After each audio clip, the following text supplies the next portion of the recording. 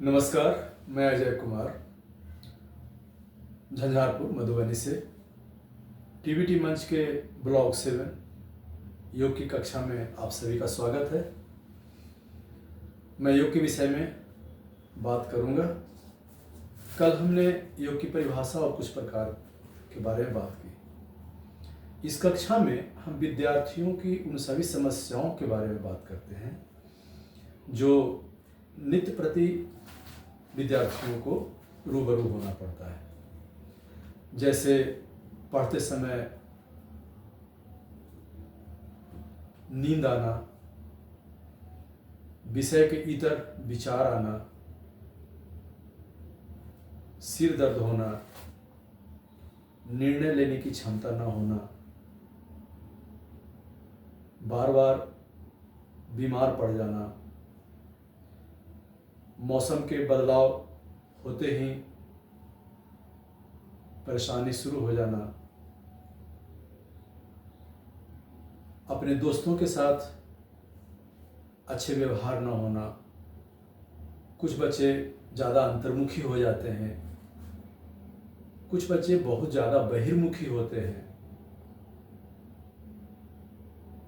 किन्हीं को सामाजिक कार्यों में रुचि नहीं होती, किन्हीं को घर के कार्य में रुचि नहीं होती।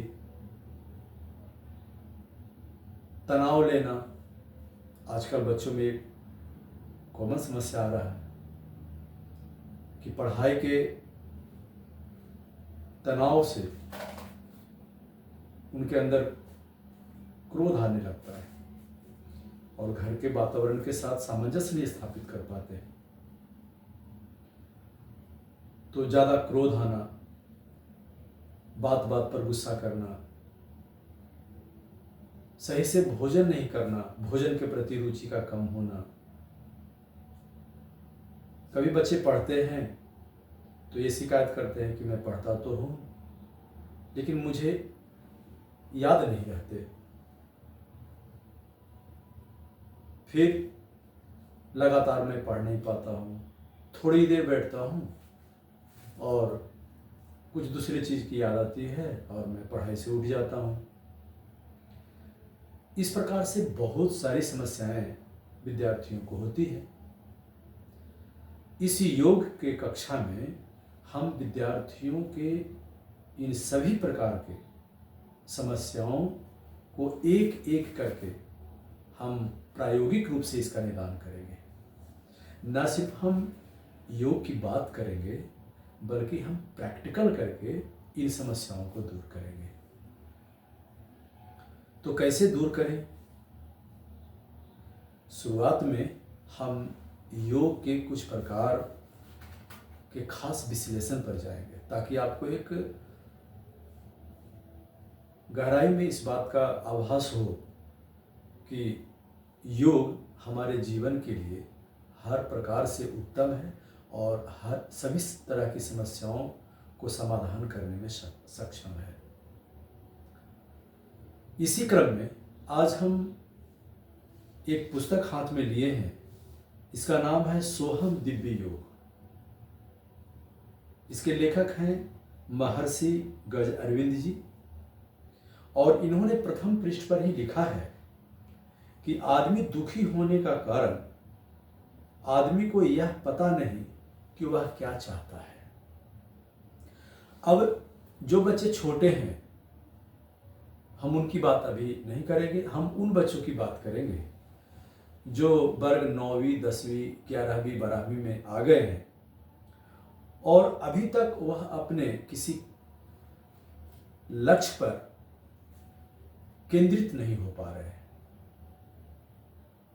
हमें अपने लक्ष्य का निर्धारण समय से कर लेना चाहिए ताकि हम अपनी संपूर्ण ऊर्जा उस लक्ष्य की ओर लगा सकें। लेकिन यदि हमने लक्ष्य अभी तक फिक्स नहीं किया है, निर्णय नहीं ले पाए हैं, तो अब हम कब लेंगे? तो निर्णय लेने की क्षमता हमारी खुद की होनी चाहिए। हमारे भीतर ऐसी कौन सी प्रतिभा है जिसे हम आनंदपूर्वक लंबे समय तक करने के बाद भी कभी हमारे अंदर ऊब नहीं होती, इसका पता हम कैसे लगाएंगे, कब लगाएंगे? तो निर्णय हमें स्वयं करना है। अब हमारे गार्जियन यदि बताएं कि हमें क्या करना है, आपको क्या करना है, तो हो सकता है कि आगे चल करके यह एक बोझ बन जाए और इसे निभाना एक कठिन कार्य हो जाए। नहीं, हमें उन परिस्थितियों में नहीं जाना है। हमें स्वयं अपने जीवन का निर्णय लेने आना चाहिए। और यदि ऐसा हम नहीं कर पा रहे हैं तो निर्णय लेने की क्षमता हमें योग से प्राप्त होती है। हमारा जो शरीर है वह द्विपार्श्व समन्वित है, हम पढ़े हैं इन चीज़ों को। तो इसका मतलब हुआ कि हमारा शरीर दो भागों में बटा हुआ है। हमारा मस्तिष्क भी दो भाग में है, एक बायां मस्तिष्क है, एक दायां मस्तिष्क है। इन दोनों में संतुलन होना बहुत जरूरी है ताकि भावनात्मक रूप से हम संतुलित हो सके और निर्णय लेने की क्षमता हमारी विकसित हो सके। तो आज हम सोहम दिव्य योग से, एक खास योग है सोहम योग, हम इस पर बात आज करते हैं। ये सोहम योग क्या है? तो हम जैसा हमेशा सुनते हैं कि हमारा जन्म से लेकर मृत्यु तक जो सबसे बड़ा साथी है वह है हमारा श्वास। क्या है? श्वास। जन्म लेते ही हम श्वास लेते हैं। जब पहली श्वास लेते हैं तो हमें जीवित होने का प्रमाण मिलता है। यदि बच्चा जन्म लेने के बाद श्वास न ले तो सभी लोग घबरा जाते हैं कि आखिर इसे क्या हुआ, ये श्वास क्यों नहीं ले रहा, और काफ़ी मशक्क़त करना प्रारंभ करते हैं। फिर जब जीवन समाप्त होता है तो हम कब कहते हैं कि जीवन समाप्त हुआ? जब श्वास चलना बंद हो जाता है। प्राथमिक लक्षण तो यही है। इसका अर्थ ये हुआ कि श्वास हमारे जीवन का सबसे महत्वपूर्ण अंग है, सबसे महत्वपूर्ण चीज है। सभी प्राणी श्वास ले रहे हैं, चाहे वो पशु हों, पक्षी हों, पेड़ पौधे हों, हम मनुष्य हों। बिना श्वास के कोई जीवित नहीं है। तो सोहम योग में सो कहा गया है श्वास के भीतर आने को, और हम कहा गया है श्वास के बाहर जाने को। इसको सोहम योग प्रवाह भी कहते हैं। तो श्वास जब भीतर जाता है और श्वास जब बाहर आता है तो हम इसका अवलोकन करते हैं। अवलोकन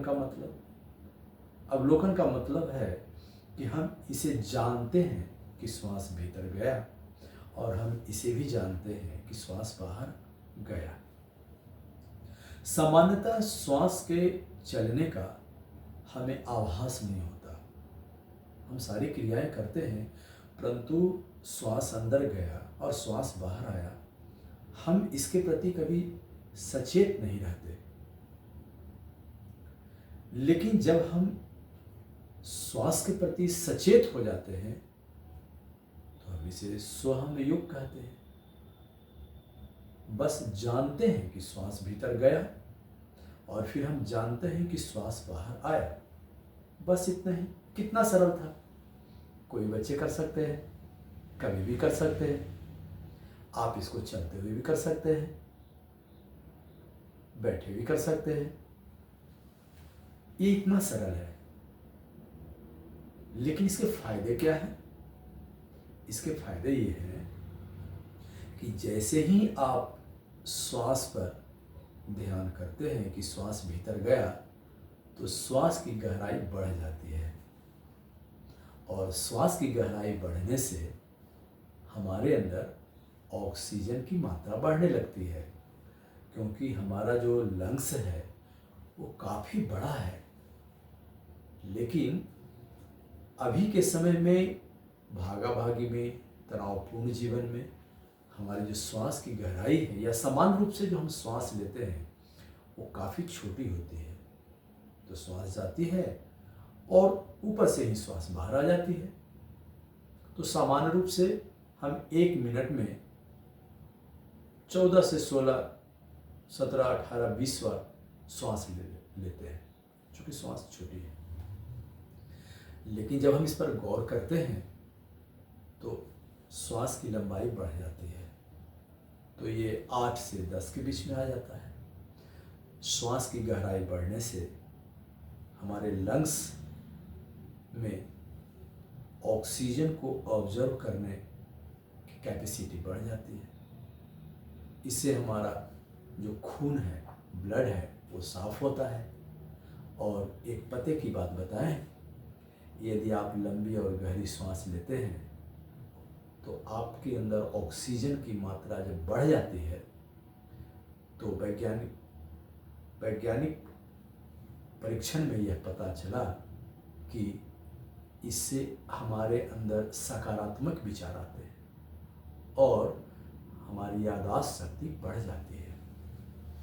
तो है ना पते की बात।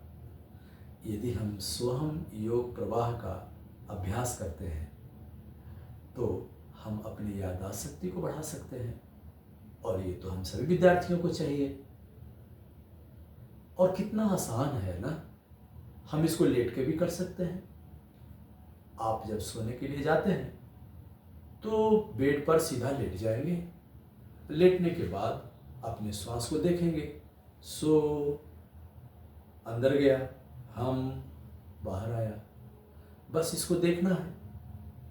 और सिर्फ इतना करने से आपकी नींद गहरी हो जाएगी। गहरी नींद का अर्थ होता है कम समय में ही आपको उतनी ऊर्जा मिल जाती है। जैसे आप 8 घंटे सो करके सामान्य रूप से जो ऊर्जा ग्रहण कर रहे हैं, वह ऊर्जा आपको 5 से 6 घंटे में ही मिल रही है। और आपकी नींद जब खुलती है तो आप तरोताजा उठते हैं। और जब आप तरोताजा उठते हैं तो आपके अंदर एक उत्साह, उमंग रहता है। अब इसमें क्या हुआ? पहला तो ये हुआ कि हमें समय की बचत हुई। अब 2 घंटा कम जो हम सोए, उस 2 घंटे में हम अपनी पढ़ाई कर सकते हैं या अपनी रुचि का कोई और कार्य कर सकते हैं। तो आपके लिए तो काफ़ी फायदेमंद हो गया। तो इसको हम आज से ही करना शुरू करेंगे। सोने के लिए जाएंगे तो अपने श्वास को देखते हुए सो जाएंगे। यही सोहम योग प्रवाह है, यही सोहम योग साधना है। इसमें और भी कुछ गहरी बातें हैं। ये महर्षि हैं, तो महर्षि जी ने बहुत आध्यात्मिक गहराई की बात इसमें की है, परंतु हम बच्चों के लिए इसके अंदर जो मुख्य चीज़ें हैं, हम उसको आपके लिए निकाल के लाते रहेंगे। इसी प्रकार से कल हम और भी कुछ अच्छी बातें करेंगे योग के संबंध में। आज इतना ही। नमस्कार, धन्यवाद।